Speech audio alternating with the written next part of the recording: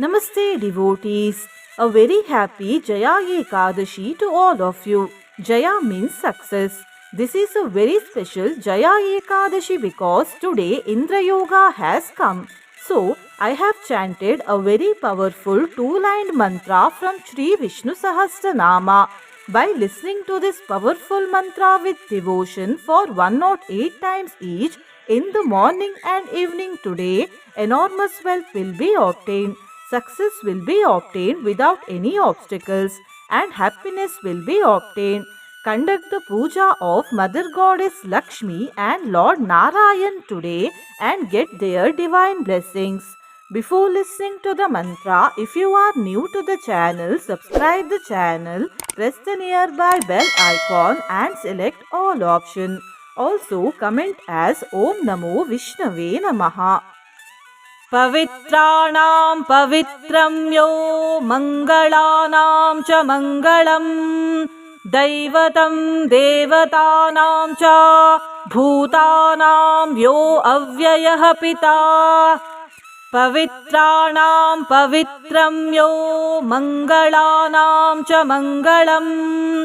दैवतं देवतानां च भूतानां यो अव्ययः पिता पवित्राणां पवित्रं यो मङ्गलानां च मङ्गलम् दैवतं देवतानां च भूतानां यो अव्ययः पिता पवित्राणां पवित्रं यो मङ्गलानां च मङ्गलम् दैवतं देवतानां च भूतानां यो अव्ययः पिता पवित्राणां पवित्रं यो मङ्गलानां च मङ्गलम् दैवतं देवतानां च भूतानां यो अव्ययः पिता पवित्राणां पवित्रं यो मङ्गलानां च मङ्गलम् दैवतं देवतानां च भूतानां यो अव्ययः पिता पवित्राणां पवित्रं यो मङ्गलानां च मङ्गलम् दैवतं देवतानां च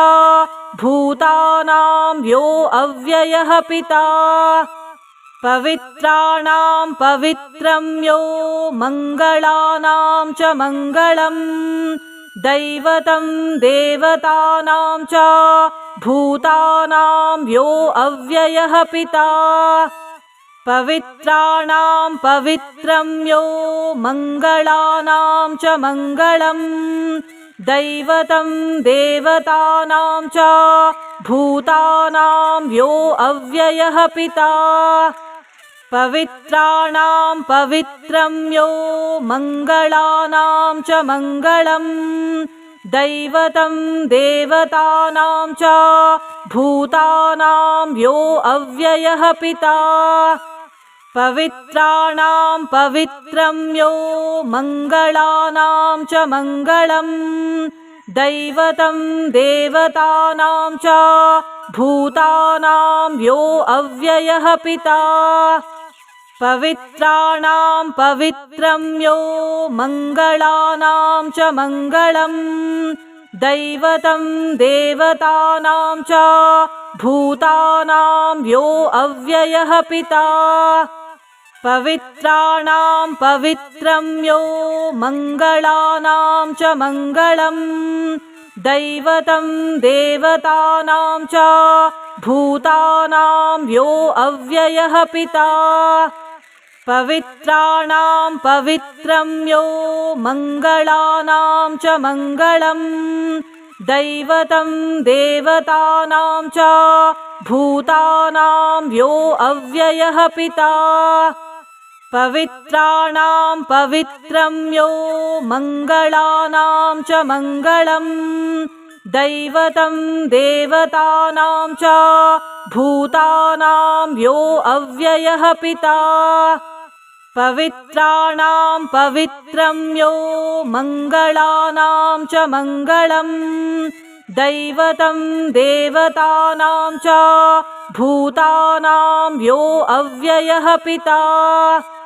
पवित्राणां पवित्रं यो मङ्गलानां च मङ्गलम् दैवतं देवतानां च भूतानां यो अव्ययः पिता पवित्राणां पवित्रं यो मङ्गलानां च मङ्गलम् दैवतं देवतानां च भूतानां यो अव्ययः पिता पवित्राणां पवित्रं यो मङ्गलानां च मङ्गलम् दैवतं देवतानां च भूतानां यो अव्ययः पिता पवित्राणां पवित्रं यो मङ्गलानां च मङ्गलम् दैवतं देवतानां च भूतानां यो अव्ययः पिता पवित्राणां पवित्रं यो मङ्गलानां च मङ्गलम् दैवतं देवतानां च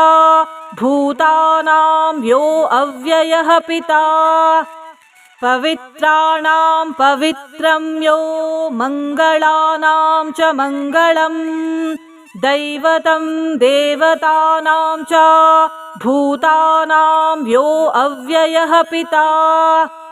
पवित्राणां पवित्रं यो मङ्गलानां च मङ्गलम् दैवतं देवतानां च भूतानां यो अव्ययः पिता पवित्राणां पवित्रं यो मङ्गलानां च मङ्गलम् दैवतं देवतानां च भूतानां यो अव्ययः पिता पवित्राणां पवित्रं यो मङ्गलानां च मङ्गलम् दैवतं देवतानां च भूतानां यो अव्ययः पिता पवित्राणां पवित्रं यो मङ्गलानां च मङ्गलम् दैवतं देवतानां च भूतानां यो अव्ययः पिता पवित्राणां पवित्रं यो मङ्गलानां च मङ्गलम् दैवतं देवतानां च भूतानां यो अव्ययः पिता पवित्राणां पवित्रं यो मङ्गलानां च मङ्गलम् दैवतं देवतानां च भूतानां यो अव्ययः पिता पवित्राणां पवित्रं यो मङ्गलानां च मङ्गलम् दैवतं देवतानां च भूतानां यो अव्ययः पिता पवित्राणां पवित्रं यो मङ्गलानां च मङ्गलम् दैवतं देवतानां च भूतानां यो अव्ययः पिता पवित्राणां पवित्रं यो मङ्गलानां च मङ्गलम् दैवतं देवतानां च भूतानां यो अव्ययः पिता पवित्राणां पवित्रं यो मङ्गलानां च मङ्गलम् दैवतं देवतानां च भूतानां यो अव्ययः पिता पवित्राणां पवित्रं यो मङ्गलानां च मङ्गलम् दैवतं देवतानां च भूतानां यो अव्ययः पिता पवित्राणां पवित्रं यो मङ्गलानां च मङ्गलम् दैवतं देवतानां च भूतानां यो अव्ययः पिता पवित्राणां पवित्रं यो मङ्गलानां च मङ्गलम् दैवतं देवतानां च भूतानां यो अव्ययः पिता पवित्राणां पवित्रं यो मङ्गलानां च मङ्गलम् दैवतं देवतानां च भूतानां यो अव्ययः पिता पवित्राणां पवित्रं यो मङ्गलानां च मङ्गलम् दैवतं देवतानां च भूतानां यो अव्ययः पिता पवित्राणां पवित्रं यो मङ्गलानां च मङ्गलम् दैवतं देवतानां च भूतानां यो अव्ययः पिता पवित्राणां पवित्रं यो मङ्गलानां च मङ्गलम् दैवतं देवतानां च भूतानां यो अव्ययः पिता पवित्राणां पवित्रं यो मङ्गलानां च मङ्गलम् दैवतं देवतानां च भूतानां यो अव्ययः पिता पवित्राणां पवित्रं यो मङ्गलानां च मङ्गलम् दैवतं देवतानां च भूतानां यो अव्ययः पिता पवित्राणां पवित्रं यो मङ्गलानां च मङ्गलम् दैवतं देवतानां च भूतानां यो अव्ययः पिता पवित्राणां पवित्रं यो मङ्गलानां च मङ्गलम् दैवतं देवतानां च भूतानां यो अव्ययः पिता पवित्राणां पवित्रं यो मङ्गलानां च मङ्गलम् दैवतं देवतानां च भूतानां यो अव्ययः पिता पवित्राणां पवित्रं यो मङ्गलानां च मङ्गलम् दैवतं देवतानां च भूतानां यो अव्ययः पिता पवित्राणां पवित्रं यो मङ्गलानां च मङ्गलम् दैवतं देवतानां च भूतानां यो अव्ययः पिता पवित्राणां पवित्रं यो मङ्गलानां च मङ्गलम्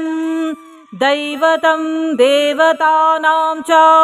भूतानां यो अव्ययः पिता पवित्राणां पवित्रं यो मङ्गलानां च मङ्गलम्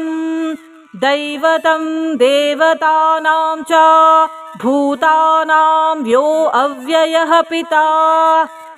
पवित्राणां पवित्रं यो मङ्गलानां च मङ्गलम् दैवतं देवतानां च भूतानां यो अव्ययः पिता पवित्राणां पवित्रं यो मङ्गलानां च मङ्गलम् दैवतं देवतानां च भूतानां यो अव्ययः पिता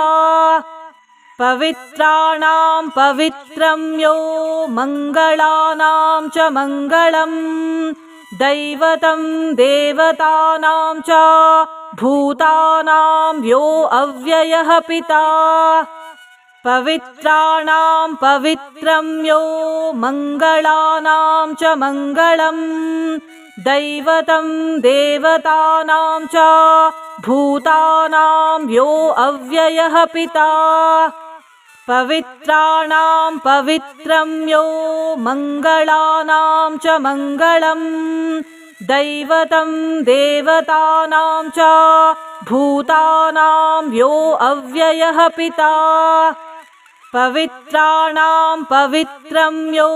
मङ्गलानां च मङ्गलम् दैवतं देवतानां च भूतानां यो अव्ययः पिता पवित्राणां पवित्रं यो मङ्गलानां च मङ्गलम् दैवतं देवतानां च भूतानां यो अव्ययः पिता पवित्राणां पवित्रं यो मङ्गलानां च मङ्गलम् दैवतं देवतानां च भूतानां यो अव्ययः पिता पवित्राणां पवित्रं यो मङ्गलानां च मङ्गलम् दैवतं देवतानां च भूतानां यो अव्ययः पिता पवित्राणां पवित्रं यो मङ्गलानां च मङ्गलम् दैवतं देवतानां च भूतानां यो अव्ययः पिता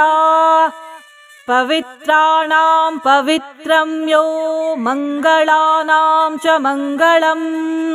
दैवतं देवतानां च भूतानां यो अव्ययः पिता पवित्राणां पवित्रं यो मङ्गलानां च मङ्गलम् दैवतं देवतानां च भूतानां यो अव्ययः पिता पवित्राणां पवित्रं यो मङ्गलानां च मङ्गलम् दैवतं देवतानां च भूतानां यो अव्ययः पिता पवित्राणां पवित्रं यो मङ्गलानां च मङ्गलम् दैवतं देवतानां च भूतानां यो अव्ययः पिता पवित्राणां पवित्रं यो मङ्गलानां च मङ्गलम् दैवतं देवतानां च भूतानां यो अव्ययः पिता पवित्राणां पवित्रं यो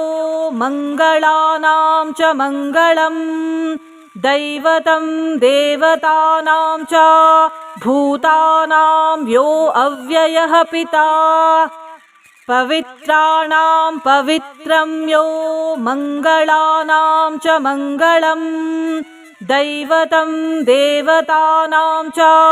भूतानां यो अव्ययः पिता पवित्राणां पवित्रं यो मङ्गलानां च मङ्गलम्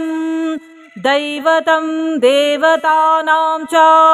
भूतानां यो अव्ययः पिता पवित्राणां पवित्रं यो मङ्गलानां च मङ्गलम् दैवतं देवतानां च भूतानां यो अव्ययः पिता पवित्राणां पवित्रं यो मङ्गलानां च मङ्गलम् दैवतं देवतानां च भूतानां यो अव्ययः पिता पवित्राणां पवित्रं यो मङ्गलानां च मङ्गलम् दैवतं देवतानां च भूतानां यो अव्ययः पिता पवित्राणां पवित्रं यो मङ्गलानां च मङ्गलम् दैवतं देवतानां च भूतानां यो अव्ययः पिता पवित्राणां पवित्रं यो मङ्गलानां च मङ्गलम् दैवतं देवतानां च भूतानां यो अव्ययः पिता पवित्राणां पवित्रं यो मङ्गलानां च मङ्गलम् दैवतं देवतानां च भूतानां यो अव्ययः पिता पवित्राणां पवित्रं यो मङ्गलानां च मङ्गलम् दैवतं देवतानां च भूतानां यो अव्ययः पिता पवित्राणां पवित्रं यो मङ्गलानां च मङ्गलम् दैवतं देवतानां च भूतानां यो अव्ययः पिता पवित्राणां पवित्रं यो मङ्गलानां च मङ्गलम् दैवतं देवतं पवित्रं यो भूतङ्गलानां यो च अव्ययः पिता दैवतं देवतानां च भूतानां यो अव्ययः पिता पवित्राणां पवित्रं यो मङ्गलानां च मङ्गलम् दैवतं देवतानां च भूतानां यो अव्ययः पिता पवित्राणां पवित्रं यो मङ्गलानां च मङ्गलम् दैवतं देवतानां च भूतानां यो अव्ययः पिता पवित्राणां पवित्रं यो मङ्गलानां च मङ्गलम् दैवतं देवतानां च भूतानां यो अव्ययः पिता पवित्राणां पवित्रं यो मङ्गलानां च मङ्गलम् दैवतं देवतानां च भूतानां यो अव्ययः पिता पवित्राणां पवित्रं यो मङ्गलानां च मङ्गलम् दैवतं देवतानां च भूतानां यो अव्ययः पिता पवित्राणां पवित्रं यो मङ्गलानां च मङ्गलम् दैवतं देवतानां च भूतानां यो अव्ययः पिता पवित्राणां पवित्रं यो